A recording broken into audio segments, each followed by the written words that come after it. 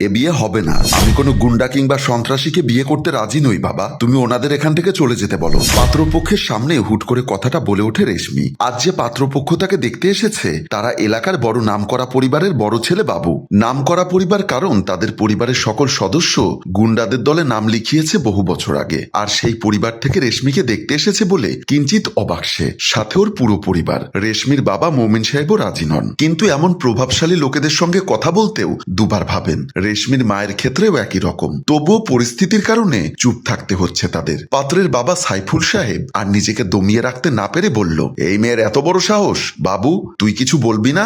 বাবু ঘাড়ে হাত রেখে কিছুটা ঘষে বিরক্তিকর চোখ মুখ করে বলল, মোমিন সাহেব, আপনার মেয়েকে আমি বিয়ে করব। গুন্ডা যেহেতু বলেছে তাহলে তো একটু গুন্ডামি করাই লাগবে। বিয়ের বিষয়। বাবু গোমট স্বরে কথাটি বলে রেশমির দিকে তাকায়। রেশমি তার মাকে জড়িয়ে ধরে। বাবু সাহেবের দেহরক্ষী ফাহিম বলল, এখানে আপনাদের পুরো পরিবারকে অপমান করা হয়েছে। এটা মেনে নেওয়া যায় না। মাফ করুন আপনারা। আমার মেয়ে ভুল করে ফেলেছে। আমি আমার মেয়ের হয়ে হাত জোর করে ক্ষমা চাচ্ছি। মেয়ের হয়ে ক্ষমা চেয়ে কি লাভ? মেয়ে তো আর ক্ষমা চাচ্ছে না। আর এই মেয়ের সাহস কিভাবে হয় আমাদের বাবুকে এসব বলার? বাবু আমাদের বাড়ির বড় ছেলে। ওর অপমান মানে আমাদের অপমান, আমাদের পরিবারের অপমান। ইমা বেগম বলল, আমি ক্ষমা চাচ্ছি। মেয়েটা এত কিছু বুঝে বলেনি। আপনারা আমাদের ক্ষমা করুন। বাবু সাহেব চুপ করে রইল। মেয়েকে কবে আমার ছেলের হাতে তুলে দিবে সেটা বলো। মোমিন সাহেব আমতা আমতা করলো। এদিকে রেশমি কথাটা শুনে যেন গলা শুকিয়ে গিয়েছে। বাবা না বললেই হয়, কিন্তু এদের ভয়ে না বলবে কিভাবে? বাইরে তাদের পুরো বাড়িটা লোকজন দিয়ে ঘেরাও করে রেখেছে তারা। না বলেও তো উপায় নেই। কি ব্যাপার, বলছেন না কেন কিছু? আমাদের সময়ের মূল্য আছে। এখান থেকে গিয়ে আমরা অন্য একটা জায়গায় যাব। তাড়াতাড়ি বলুন। আমার মেয়ে রাজি থাকলে বিয়েটা হবে। বাবু রেগে উঠে দাঁড়িয়ে বলল, তাদের এই সামান্য কয়েকজন মানুষ কি মনে করেছে যেখানে গ্রামের সব মানুষ আমাদের ভয়ে মিলিয়ে যায় সেখানে তারা এসব বলার সাহস কিভাবে দেখায়? বাবু রেশমিকে মায়ের থেকে এনে তার সামনে দাঁড় করায়। উপস্থিত সকলে ভীষণ ঘাবড়ে যায়। ওর সাথে আমার কথা আছে, এর মাঝে বাধা দিলে গুন্ডামি দেখিয়ে দিব। আশা করছি এমনটা হবে না। বাবু রেশমিকে নিয়ে অন্য রুমে চলে যায়। সবাই তাকিয়ে আছে শুধু। বাবু সাহেব রেশমিকে রুমে নিয়ে দরজা আটকিয়ে দিয়ে হাত ধরে টেনে খাটের দিকে নিয়ে গিয়ে খাটে বসায়। আর সে রেশমির সামনে চেয়ার টেনে বসে ভ্রু কুচকে রেশমির দিকে তাকিয়ে বলল, বিয়ে করবি নাকি আমি তোর বাবা মাকে গুম করব? কোনটা পছন্দ হয় বল। এমন কথায় রেশমি আটকে ওঠে। আচমকা তার কান্নাটাও বন্ধ হয়ে যায়। ছটফট করে ওঠে তার ছোট্ট হৃদয়। বাবা মায়ের কথাটি বলতেই পুরো পৃথিবী যেন অন্ধকার হয়ে আসে। অধৈর্যরা তিরতির কাছে কাঁপছে, তার সাথে হাত পা মৃদু কাঁপছে। বড় বড় ঢোক গেলে সে। বাবু পায়ের উপর পা তুলে বসে। রেশমি আমতা আমতা করে বলল, আমার বাবা মাকে কিছু করবেন না, দয়া করে তাদের কিছু করবেন না। আমার বাবা মা ছাড়া আমার আর কেউ নেই। মানুষটার অহেন চাহনি বড়ই ভয়ঙ্কর। এমন ভয়ঙ্কর মানুষ তাদের গ্রামে বাবু শুধু একজনই একটা। ওনার ভয়ঙ্কর রূপ গ্রামের মানুষের জানা আছে। সেসব মনে করে রেশমির ভয়টাও বেড়ে যায়। তাহলে কি বিয়েতে রাজি? রেশমি হকচকিয়ে ওঠে। বল, গুন্ডাকে বিয়ে করতে রাজি তুই? না হলে কিন্তু আমিও আমার কথা অপূর্ণ রাখবো না। রেশমি চোখ বন্ধ করে মাথা নাড়ল, অর্থাৎ বোঝালো সে রাজি। বাবু বাঁকা হেসে চেয়ার ছেড়ে উঠে দাঁড়িয়ে বলল, বয়স 21 হয়নি এখনো তোর। এই বয়সে কাউকে এমন কথা বলিস না যেন পরে পস্তাতে না হয়। শুধুমাত্র হবু বউ বলে গুন্ডা বলাতে ছেড়ে দিয়েছি। নেক্সট টাইম এসব যেন না শুনি। আর আমার বাবার সামনে এভাবে উঁচু স্বরে কথা বলার দুঃসাহস কখনো দেখাবি না। নিজেকে প্রস্তুত কর, খুব শীঘ্রই আমাদের বাড়ির বউ হবি তুই। বলেই বাবু সাহেব বের হয়ে যায়। বাবু ড্রয়িং রুমে এসে সকলের উদ্দেশ্যে বলল, আগামীকাল বিয়ে হবে, আমি সব ম্যানেজ করে নিব।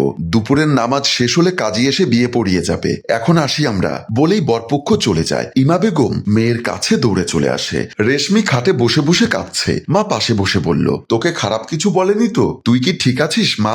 রেশমি মাকে জড়িয়ে ধরে কান্না করতে করতে বলল, মা, তোমাদের ছেড়ে কিভাবে থাকবো আমি ওই পরিবারে? তুই রাজি কেন হলি মা? ওই মানুষটা তুমি আর বাবাকে গুম করার হুমকি দিয়েছে, তাই রাজি হয়েছি। তোমরা ছাড়া যে আমার আর কেউ নেই। জানি না মা, তোর কপালে কি আছে। নিজেকে সবসময় হাসি খুশি রাখিস। কোনো না কোনো দুর্বলতা তো আছেই, সেটা খুঁজে বের করবি আর সেভাবেই চলবি। সবার মন রাখার চেষ্টা করবি। বেশি কিছু হলে সাথে সাথে জানাবি। ঠিক আছে মা, আমার জন্য দোয়া করো। হ্যাঁ রে মা, তোর জন্য সবসময় দোয়া থাকবে। বলে মেয়েকে সান্ত্বনা দিতে থাকে। বাসর ঘরে বসে আছে রেশমি। একটু পর তার কাছে গিয়ে পাশে বসে ননদ প্রিয়া। প্রিয়ার দিকে আনয়নে তাকিয়ে থাকে রেশমি। প্রিয়া রেশমিকে এভাবে তাকিয়ে থাকতে দেখে হেসে বলল, আমাকে চিনতে পারোনি তাই না? কিভাবে চিনবে? আমি তো তোমাদের এঙ্গেজমেন্টের সময় ছিলাম না। আমি হলাম তোমার একমাত্র ননদ প্রিয়া। আমি জানি তুমি ভয় পাচ্ছ এই বাড়িতে, তবে ভয় পাওয়ার কিছু নেই। আমি যতদিন এই বাড়িতে আছি ততদিন তোমার উপর কেউ অন্যায় অত্যাচার করতে পারবে না। যদি আমার বড় ভাই কিছু বলে বা আমার বাবা যদি কিছু বলে তাহলে সোজা আমাকে বলবে, আমি তাদের বিচার করব। প্রিয়ার মুখে এমন কথা শুনে রেশমি একটু হতভম্ব হয়ে বলল, তুমি তুমি কি আসলে এগুলো সত্যি বলছো? তাহলে কি আমি ধরে নিব এই বাড়িতে একজন হলেও ভালো মানুষ আছে? খবরদার, এই বাড়িতে সবাই ভালো মানুষ,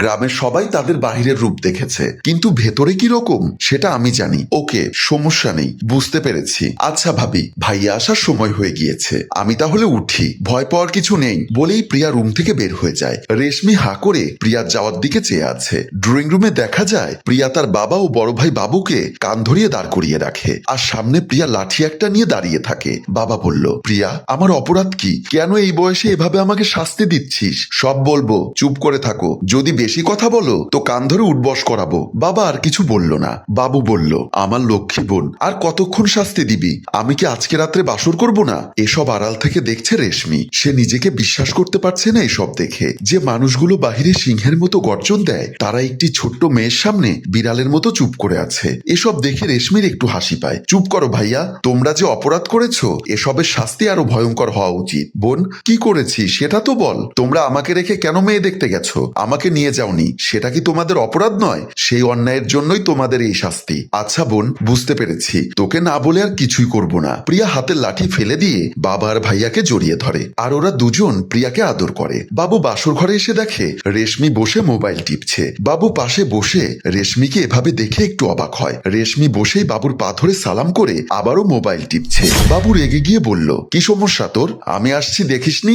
দেখেছি বলেই তো সালাম দিয়েছি। তোকে হঠাৎ এত সাহস কে দিয়েছে? তুই আমার মুখে মুখে কথা বলছিস? রেশমি চোখ তুলে বাবুর দিকে তাকিয়ে বলল, আমি কি এখন একটা কল দিব? কাকে কল দিবে? কেন?